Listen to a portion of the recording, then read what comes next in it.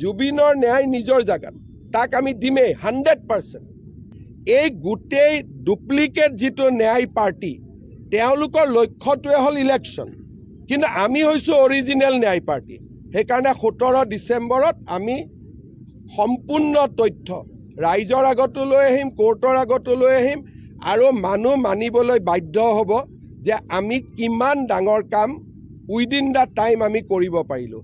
মই ইমান কনফিডেণ্টলি কৈ আছোঁ যেতিয়া, তাৰ পৰা আপোনালোকে বুজি পাওক যে মই কিমান বেছি কনফিডেণ্ট যে ডাঙৰ তথ্য সহকাৰে SIT ৰিপৰ্ট হ'ব, আৰু বহুত অসমৰ নজনা মানুহে বহুত কথা জানিব।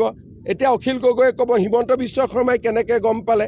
মই দেশৰ গৃহমন্ত্ৰী, ৰাজ্যৰ গৃহমন্ত্ৰী, যিখিনি মই গম পাব লাগে সেইখিনিতো মই গম পাবই লাগিব। 17 ডিচেম্বৰ লাষ্ট ডেট হয়, 19 তাৰিখে তেওঁ ঢুকাইছিলে, গতিকে আমি 3 মাহত দিব লাগে। গতিকে 17 ডিচেম্বৰটো আমি লাষ্ট ডেট ধৰিছোঁ, কিন্তু SITয়ে মোক কোৱা মতে তাতকৈ আগতেই কাম হৈ যাব। মই লাষ্ট ডেটটো কৈ আছোঁ।